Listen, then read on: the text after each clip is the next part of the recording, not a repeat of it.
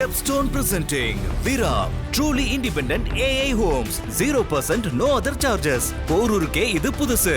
at Kattupakkam Porur.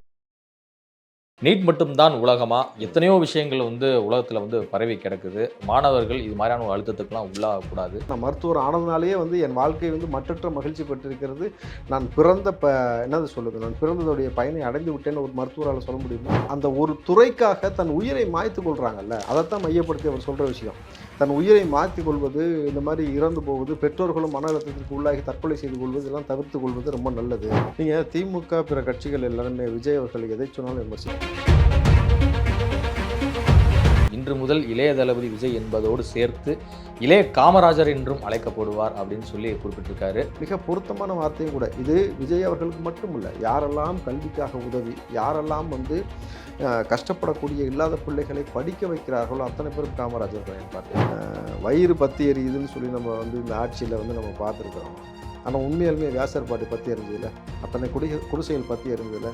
உதவி செய்வதற்காக போன நபர்களை உதைக்கக்கூடிய வேலையை காவல்துறைக்கு அந்த உரிமை கொடுத்தது யார்?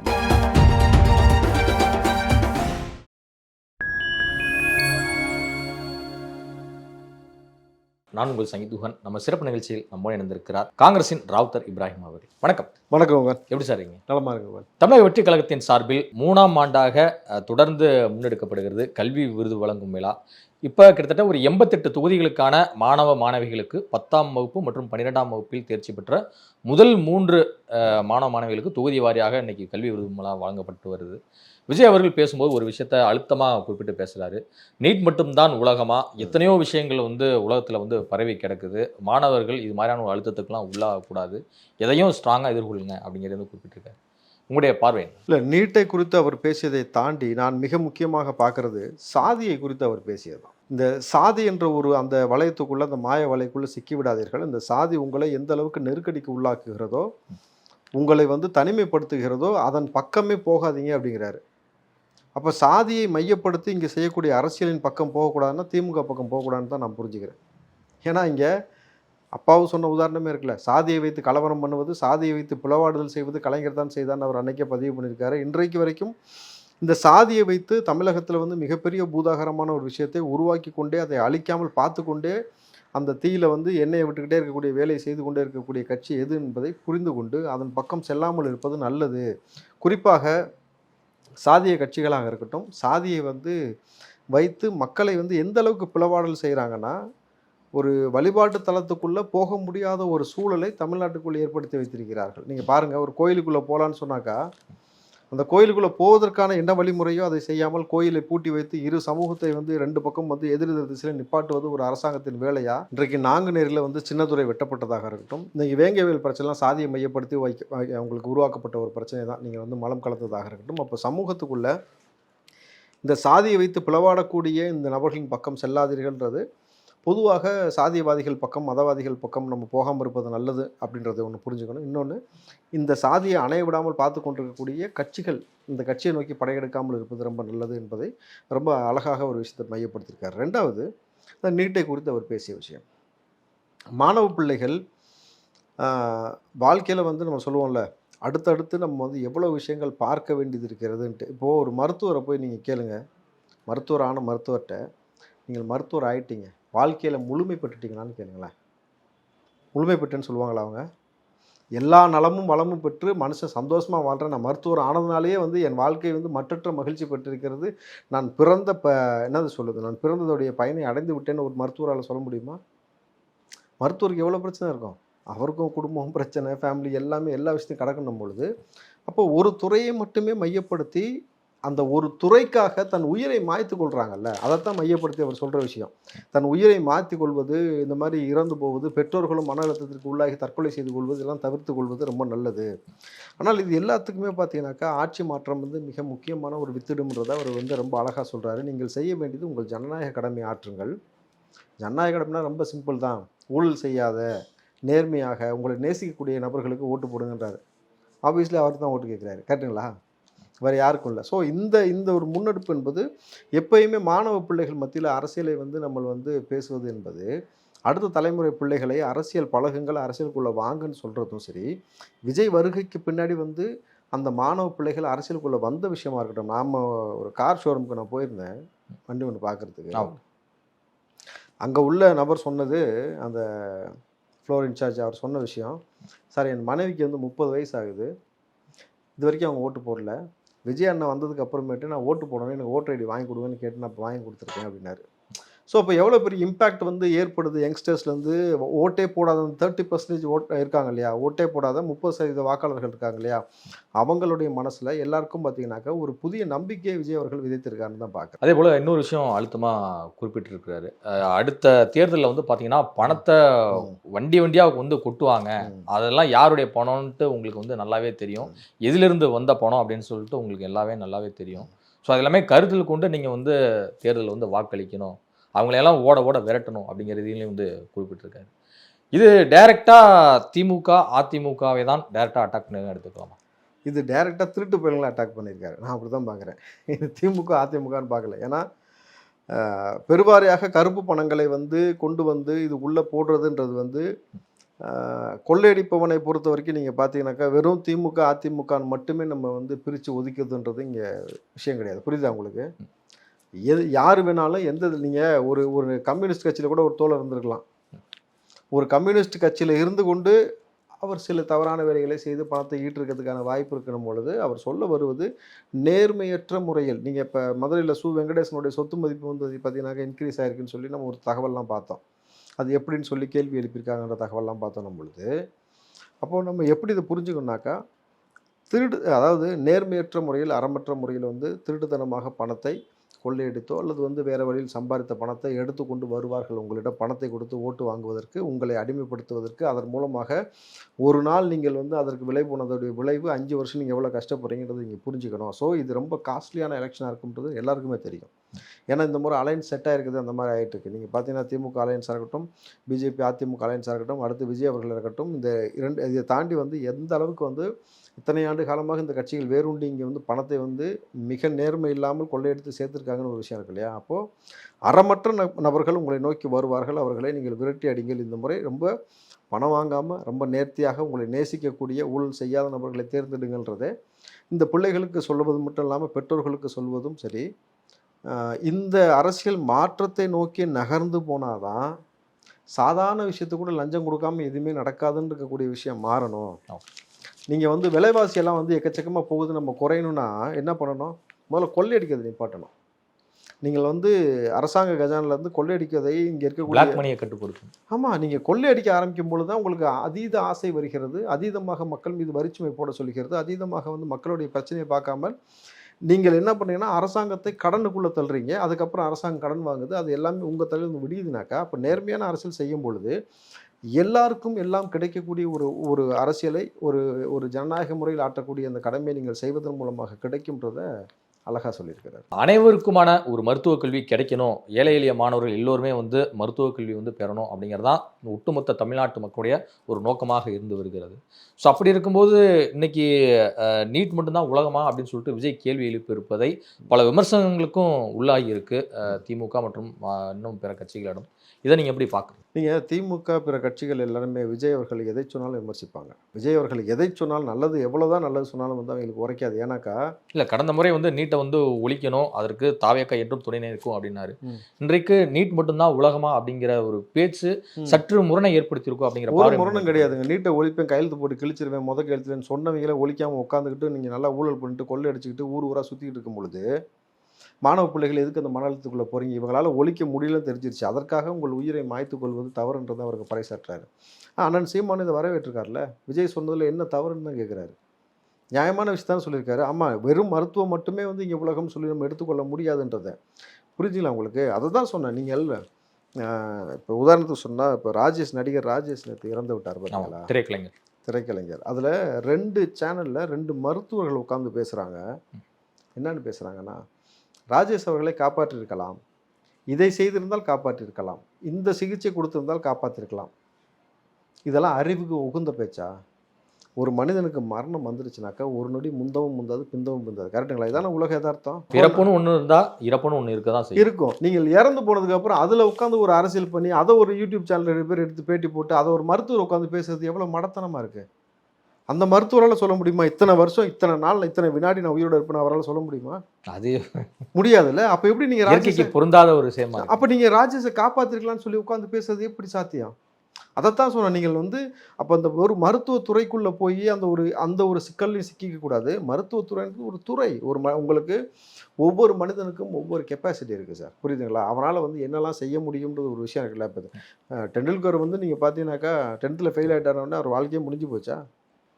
அப்போது உனக்குள்ள இருக்கக்கூடிய திறமையை தேடு. உனக்குள்ள அந்த மருத்துவ படிப்புக்கான திறமை இருக்கும் பொழுது மருத்துவ படிப்பை படிங்கள். ஆனால் அந்த மருத்துவ படிப்புக்காக நீங்களும் அந்த உயிரை மாய்த்து கொண்டு பெற்றோரையும் ஒரு மன அழுத்தத்திற்கு உள்ளாக்கி இது மட்டுமே உலகம் நினைக்கிறீங்க. இது இல்லை உலகம். எம்பிபிஎஸ் இல்லாமல் அதிலே பிடிஎஸ் பிஃபார்ம் நர்சிங் இது சார், இந்த உலகம் என்பதே அது இல்லை சார். முதல்ல இந்த உலகம் ஒரு நிரந்தரமான ஒரு விஷயமே கிடையாது. எல்லாருக்குமே உங்களுக்கு தெரியும். பிறப்பு இறப்புக்கு இடைப்பட்ட காலத்தில் நம்ம வாழக்கூடிய வாழ்க்கையை அழகான தருணமாக மாற்றிக்கொள்ளணும். அழகான நினைவுகளை உருவாக்கி கொள்ளணும். அழகான உறவு முறைகளை உருவாக்கி கொண்டு நீங்கள் கிராமப்புறத்தில் போய் பாருங்களேன். இன்றைக்கி சிட்டியில் நீங்கள் வாழ்கிற வாழ்க்கை ஒரு நாளைக்கு சராசரியாக உணவுக்கு மட்டுமே உணவுக்கு மட்டுமே ஒரு தனிநபர் செலவு பண்ணுறதுன்னு பார்த்தீங்கன்னா ஒரு 3 வேளை ஹோட்டலில் சாப்பிட்றாங்கன்னா 600 700. ஒரு கிராமப்புறத்தில் 300 ஒரு குடும்பமே மகிழ்ச்சியாக சாப்பிட்டுட்டு அழகாக இருக்கும். மகிழ்ச்சி என்பது நீங்கள் உருவாக்கி கொள்ளக்கூடிய விஷயத்தை பொறுத்து தான் இருக்குது. அதை தாண்டி நீங்கள் நினைக்கிறதெல்லாம் கிடையாதுன்றத வாழ்க்கையோட யதார்த்தத்தை புரிஞ்சு வாழுங்கன்றாரு. அந்த யதார்த்தத்தை புரிஞ்சு வாழ்ந்துட்டீங்கன்னு வச்சுக்கலாம். ஏன்னா ரொம்ப ரொம்ப சிம்பிளாக என்ன சொல்கிறோம்னா வாழ்க்கையோட யதார்த்தம் என்னென்னு, இந்த உலகத்தில் குகன் நீங்கள் நான் சொல்கிறது கேளுங்க. இந்த உலகத்தில் எல்லாமே இறைவனால் தானே படைக்கப்பட்டுச்சு. சொல்லுங்கள். இல்லை கேட்குறது, உலகத்தில் படைக்கப்பட்ட எல்லாமே இறைவனால் படைக்கப்பட்டது தானே. இந்த எல்லாமே இறைவனால் படைக்கப்பட்ட இறைவனுக்கு இவன் காணிக்கை செலுத்துகிறான் மனிதன் படைக்கப்பட்ட காசை வைத்து. இதை நீங்கள் எப்படி புரிஞ்சுக்கிறீங்க? ஸோ இங்கே நீங்கள் நினைக்கிறது இல்லை. லைஃப்ன்றது ஒரு அழகான ஒரு விஷயம். அந்த வாழ்வியலில் குழந்தை பருவம் ஒரு அழகான விஷயம், வாலிப பருவம் அழகான விஷயம், முதுமை பருவம் அழகாக அமைத்து கொள்வது இந்த வாலிப பருவத்தில் நீங்கள் வாழக்கூடிய வாழ்க்கை முறையை பொறுத்து தான் அப்படின்றதான் யதார்த்தமான விஷயம். அப்படின்னும் பொழுது நம்ம வாழ்கிறதுக்காகத்தான் ஒரு துறையை தவிர இந்த ஒரு துறைக்காக நம்ம வாழக்கூடாது. அதை புரிஞ்சுக்கிட்டு வாழுங்கன்றாரு. ரொம்ப இயல்பான ஒரு வார்த்தை. கல்விக்கு இவ்வளவு பெரிய தொண்டு செய்து வருகிறார் இளைய தளபதி விஜய் அவர்கள். இன்று முதல் இளைய தளபதி விஜய் என்பதோடு சேர்த்து இளைய காமராஜர் என்றும் அழைக்கப்படுவார் அப்படின்னு சொல்லி குறிப்பிட்டிருக்காரு ஒரு மாணவரின் தந்தை இந்த கல்வி விருது விளங்கும் விழாவில். விஜய் அவர்கள் நிகழ்ச்சியோட பார்த்து ரொம்பவே எமோஷனல் ஆகிருக்கிறாரு. ஸோ இந்த விஷயத்தை பார்க்கும்போது இளைய காமராஜர்னு மேல் அழைக்கப்படுகிறாரா விஜய்? இல்லை, அது நல்ல விஷயம் தானே. நீங்கள் படிக்கக்கூடிய மாணவ பிள்ளைகளை படிப்பதற்கு வழிவகை செய்து கொடுப்பது ஒரு பெற்றோர் செய்து கொடுப்பார்கள். கரெக்டுங்களா? ஒரு பெற்றோர் ஊக்கப்படுத்தி படிங்கன்னு சொல்கிறது தன் பிள்ளைன்ற கடமை அவங்களுக்கு இருக்குது. அதை தாண்டி ஒரு அரசாங்கம் செய்யும். கரெக்டுங்களா? அரசாங்கத்திற்கு அந்த கடமை இருக்குது. அதற்காக தான் மக்கள்லாம் சேர்ந்து தேர்ந்தெடுக்கிறோம். ஆனால் ஒரு அரசாங்கமும் இல்லாமல் ஒரு பெற்றோரும் இல்லாமல் ஒரு தனி மனிதன் நல்லா படிங்க, நல்லா படித்த பிள்ளைகளுக்கு தங்கம் வைரம்னு சொல்லி கொடுத்து பணம் கொடுத்து அந்த பிள்ளைகளை உற்சாகப்படுத்தி உங்களுக்கு நான் துணையாக நிற்கிறேன்னு சொல்கிறது யார் செய்வான்னு ஒரு விஷயம் இருக்குல்ல. அப்போ பேரன்பு கொண்டு நேசித்து இதைத்தான் காமராஜர் அன்றைக்கு செய்தார். உனக்கு எதுப்பா தடையாக இருக்குது? வறுமை தான் தடையாக இருக்கா? உணவு தடையாக இருக்கா? நான் கொடுக்குறேன், வா படின்னு சொன்னார். எதற்காக யூனிஃபார்ம் கொண்டு வந்தோம்? ஏற்றத்தாழ்வை ஒழிக்கணும்னு சொல்லி கொண்டு இப்படி ஒரு சீர்திருத்தத்தை செய்த காமராஜரை போல தொடர்ச்சியாக இந்த விஷயத்தை விஜய் செய்கிறார். அவர் இளைய காமராஜர் சொல்லான்றது மிக பொருத்தமான வார்த்தையும் கூட. இது விஜய் அவர்களுக்கு மட்டும் இல்லை, யாரெல்லாம் கல்விக்காக உதவி, யாரெல்லாம் கஷ்டப்படக்கூடிய இல்லாத பிள்ளைகளை படிக்க வைக்கிறார்களோ அத்தனை பேரும் காமராஜர் தான் என் பார்வையில். இதை காங்கிரஸ்காரர்கள் ரசிப்பார்களா? ஸ்டாலின் செய்கிற ஆட்சி காமராஜர் ஆட்சின்னு சொன்னார்ல செல்வ பிறந்தகை. இதை முதல்ல காங்கிரஸ்காரர் ரசிச்சாங்கன்னு கேட்டீங்களா? ரசிச்சாங்களா? யாருமே ரசிக்கலை. இன்னும் சொல்லப்போனால் வயிறு பற்றி எரியுதுன்னு சொல்லி நம்ம இந்த ஆட்சியில் நம்ம பார்த்துருக்குறோம். ஆனால் உண்மையாலுமே வியாசர் பாட்டி பற்றி எரிஞ்சதில்ல, அத்தனை குடிசைகள் பற்றி எரிஞ்சதில்ல. உதவி செய்வதற்காக போன நபர்களை உதைக்கக்கூடிய வேலையை காவல்துறைக்கு அந்த உரிமை கொடுத்தது யார்? முதல் கேள்வி சார். காவல்துறை எப்போயுமே ஒபே தி ஆர்டர் தான். நல்லா தெரிஞ்சுக்கோங்க. டிவிக்கு துண்டு போட்ட நபராக தேர்ந்தெடுத்தோம், வெள்ளை சட்டை போட்டவனா தேர்ந்தெடுத்து தேடி அடிச்சிருக்கீங்கன்னா சொல்லாமல் செய்யப்பட்டிருக்குமா? நீங்கள் அப்படி சொல்லாமல் ஒரு விஷயத்தை எந்த காவல்துறையும் செஞ்சுட்டு யூனிஃபார்மை கழட்டி வச்சுட்டு வீட்டில் உட்காந்து சாப்பிட்றதுக்கு எந்த காவல்துறையும் விரும்ப மாட்டாங்க. ஏன்னா இது சாதாரண விஷயம் கிடையாது. மனித உரிமை மீறல், பெண்கள் மீது கை வைத்திருக்கிறது, அத்துமீறி அவர்கள் வயிற்றில் உதைத்திருக்கிறது, தாய்மையை கேவலப்படுத்தியிருக்கிறது, தேசிய மகளிர் ஆணையம் வரைக்கும் செல்லும், நீதிமன்றம் வரைக்கும் செல்லும், வழக்கு பாயும். இதையெல்லாம் டிவிக்கு அடுத்தடுத்து எடுக்கணும். சரிங்களா? ஸோ இந்த மாதிரி ஒரு நிகழ்வு நடந்து கொண்டிருக்கும் பொழுது நடு ரோட்டில் உட்காந்து 2 பேருக்கும் குத்தாட்டம் கேட்குதா? முதலமைச்சர் அவர்களுக்கும் சேகர்பாபு அவர்களுக்கும். இது என்ன மாதிரி போக்குன்னு உங்களுக்கு புரியுதா? இது காமராஜர் ஆட்சியா? சொல்லுங்கள் பார்ப்போம். இதில் வந்து நல்ல ஒரு படம் பேர் தெரில, முரளியை கூப்பிட்டுட்டு வடிவேல் பொண்ணு பார்க்க போவார். அந்த பொண்ணு குடிஞ்சு கோலம் போட்டுக்கிட்டே இருக்கும் தெரியுமா? அதில் வடிவேல் கேட்பான், என்ன ஓகேவா அப்படின்ட்டு. பார்த்துருக்கீங்களா? அதே போல் சேகர் பாபு கேட்டார் பார்த்தீங்களா முதலமைச்சரை பார்த்து, ஓகேவா அப்படின்னு 2 பேரும் வந்து அவளை ரசித்து, மக்கள் வந்து ஆரவாரப்பட்டு மக்கள் வந்து எங்கே போனாலும் பேரன்பு கொண்டு வந்து நேசிக்கணுமே தவிர, புலியூர் சரோஜான்னு நினைக்கிறேன், அந்த காலத்தில் டான்ஸர் நினைக்கிறேன், அவங்க செட்டில் இருக்கிற எல்லா பேட்ச்மேட்டையும் கூப்பிட்டு வந்து ஆட விட்டு காசு கொடுத்து அதை ஒரு என்ஜாய் மூமெண்ட்டாக மாற்றி என்னமோ முதல்வரை மகிழ்விப்பதாக செய்வது என்பது முட்டாள்தனத்தின் உச்சம் இல்லையா? அது பொது வெளியில் அந்த மாதிரி செஞ்சு கொண்டு இருக்கிறது. அங்கங்கே ஒரு அரங்கை வச்சு நீங்கள் செய்கிறீங்களா இல்லையா? இது என்ன வேலை? எந்த நேரத்தில் செய்ய வேண்டிய வேலை இதுன்னு ஒரு கேள்வி இருக்குல்ல. அப்போது இதை காங்கிரஸ்காரர்கள் ரசித்தாரா? முதல்ல காங்கிரஸ்காரன்னு சொல்லுங்க, எல்லா சக மனுஷன் எவனா ரசித்தா நான் சொல்லுங்கள்? யாருமே ரசிக்கலை சார். நான் தான் சொல்லணும்ல, யாரெல்லாம் கல்விக்காக கஷ்டப்படுகிற, இன்னும் குறிப்பாக பார்த்தீங்கன்னாக்கா சிங்கிள் பேரண்ட்ஸ்ன்னு இருப்பாங்க, அந்த சிங்கிள் பேரண்ட்ஸோ அல்லது பேரண்ட்ஸ் இல்லாத இந்த பிள்ளைகளை படிக்க வைக்கக்கூடிய நபர்கள் எல்லோரும் காமராஜரை தான் நான் பார்க்குறேன். கமல் மன்னிப்பு கேட்காவிட்டால் தக் லைஃப் திரைப்படத்தை வந்து கர்நாடகா முழுவதும் ரிலீஸ் செய்ய விட மாட்டோம். அதே சமயம் கர்நாடக திரைப்பட சம்மேளன தலைவர் நரசிம்மல் வந்து ஒரு உத்தரவு போட்டிருக்காரு. கமல் என்ன விளக்கம் கூறினாலும் நாங்கள் வந்து தக் லைஃப் திரைப்படத்தை வந்து கர்நாடக மாநிலத்தில் ரிலீஸ் பண்ண மாட்டோம் அப்படிங்கிற ரீதியில் ஒரு மிகப்பெரிய நெருக்கடியில் இருக்கிறாரா கமல்? அவருக்கு ஒரு நெருக்கடி இல்லை சார், இது ப்ரொடியூசருக்கு தான் நெருக்கடி. கரெக்டுங்களா? 2வது, கமலஹாசனை பொறுத்த வரைக்கும் அவர் சொன்ன வார்த்தை இயல்பான வார்த்தையா பொய்யான வார்த்தையான ஒரு விஷயம் பார்க்கணும். இன்றைக்கி அவர் வந்து எங்கே நிற்கிறான்றதெல்லாம் தாண்டி நம்ம திரைக்கலைஞராக பார்ப்போம், அரசியல்வாதியாக இல்லாமல் முதல்ல. ஏன்னா அது உங்கள் கட்சியை சேர்ந்த முதலமைச்சரே சொல்கிறார், சித்தராமையா கர்நாடகாவுடைய வரலாறு தெரியாதவர் கமல் அப்படின்னு சொல்லிட்டு. ஸோ இது எல்லாமே இந்தியா கூட்டணிக்குள்ளே தானே அவரும் வந்து இருக்கிறார். சரி, அவருக்கு முதல்ல வரலாறு தெரியுமான ஒரு விஷயம் இருக்குல்ல. கல் தோன்றி மண் தோன்றா காலத்தில் முன் தோன்றிய மூத்த குடி தமிழ் குடின்னு சொல்கிறோம். ஆதி மொழி தமிழ் மொழின்னு சொல்கிறோம். தமிழ் மொழியிலிருந்து தானே மறவி எல்லா வார்த்தையும் பிறக்கப்பட்டு இருக்கிறதுன்றது இயல்பான ஒரு உண்மையா இல்லையா? அந்த மொழி எங்கேருந்து உருவாக்கப்பட்டு எங்கேருந்து தோன்றியதுன்னு அவங்களால காட்ட முடியுமா? சான்று காட்ட முடியுமா? நம்மக்கிட்ட இலக்கிய நூல்கள் இருந்ததில்ல, அந்த மாதிரி இலக்கிய நூல்கள் வந்து அவங்கள்ட்ட இத்தனை ஆண்டு காலத்துக்கு முன்னாடி இருந்துச்சுன்னு காட்ட முடியுமா? நம்மள்ட்ட ஓலைச்சுவடி இருந்ததில்ல, நம்மள்ட்ட கல்வெட்டு இருக்குல்ல, இதெல்லாம் அவங்கள்ட்ட இத்தனை ஆண்டு காலத்துக்கு முன்பாக இருந்ததுன்னு காட்ட முடியுமா?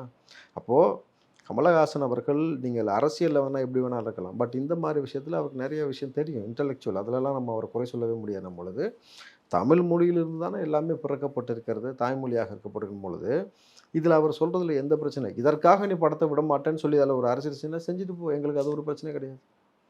நீங்கள் அதை விட வந்து கமலஹாசனுடைய படம் நல்லா இருந்துச்சுனாக்கா பிற ஸ்டேட்டில் தூக்கி கொண்டாட போகிறான், ஆட்டோமேட்டிக்காக அங்கே பார்க்க போகிறாங்க. நீங்கள் இன்னும் சொல்ல போனீங்கன்னாக்கா கமல் எதை கொண்டு போய் அங்கே விதைக்குன்னு நினைக்கிறாரோ அந்த விஷயம் சேர்ந்துடும் போயிட்டு. நீங்கள் ஒரு விஷயத்தை அதிகமாக தடை செய்யும் பொழுது அவன் வந்து தேடி பார்ப்பானா இல்லையா? நீங்கள் இதே மாதிரி தான் அவருடைய படத்தை, இந்த விஷயம் ஒரு படத்துக்கு ஒரு மிகப்பெரிய ஒரு விளம்பரமாகவும் கிடைச்சிருச்சு. இல்லை, விளம்பரம்ன்றதான்றதை விட இதானே யதார்த்தமான அரசியல், யதார்த்தமான உண்மை தானே. நீங்கள் வந்து தமிழ் மொழியிலிருந்து தானே எல்லாமே பிறக்கப்பட்டதுன்னும் பொழுது அதை வந்து ஏற்றுக்கொள்ள முடியலன்னு அதை வச்சு ஒரு அரசியல் செய்கிறாங்கனாக்கா செஞ்சுட்டு போ. வரலாறு உங்களுக்கு என்றைக்குமே சில விஷயத்தை உண்மையை கற்பிச்சிட்டோம். கரெக்டாக புரியுதுங்களா? அப்போ இது என்ன, திராவிட மொழி குடும்பம் அப்படின்னு சொல்லி தான் வந்து பல திராவிட இயக்கங்களும் அமைப்புகளும் பெரியாரி அமைப்புகளும் தொடர்ந்து சொல்லி வர்றாங்க. ஆனால் இந்த விவகாரத்தை பொறுத்தளவு வந்து பார்த்தீங்கன்னா அவங்க வந்து ஏன் ஏற்க மறுக்கிறாங்க தமிழ்ல இருந்து பிறந்தது கன்னடம் அப்படின்னு சொல்லிட்டு? அப்போ அங்கே திராவிட கருத்தியல் வந்து போய் சேரலையோ?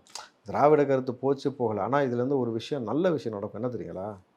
அங்கே இருக்கக்கூடிய கன்னடிகர்கள் தேடி பார்ப்பார்கள், உண்மையில் இந்த மொழி எங்கேருந்து பிறக்கப்பட்டது, தமிழ் எத்தனை ஆண்டு காலத்திற்கு முன்பாக இருந்தது, தமிழ் மொழியிலிருந்து தானே பிறக்குதான். அதை தேடி பார்க்கும்பொழுது நேரடியாக அவன் தாய்மொழியை கற்றுக்கொள்வான், தமிழ் மொழியை பற்றினா அதோடைய சிறப்பை பற்றி தெரிந்து கொள்வான். கமல் மூலம் அப்படி ஒரு நல்ல விஷயம் நடக்குதுன்னா நல்லது தானே. அங்கே இருக்கக்கூடிய நபர்கள் எல்லோரும் தமிழை வந்து நேசிக்கக்கூடிய ஒரு தளத்திற்கு அவர்களே வித்துட்டு இருக்காங்கன்னு நான் பார்க்குறேன். அவ்வளோதான். இதுவரை உங்கள் பல்வேறு கருத்து உங்களுக்கு நன்றி. நன்றி.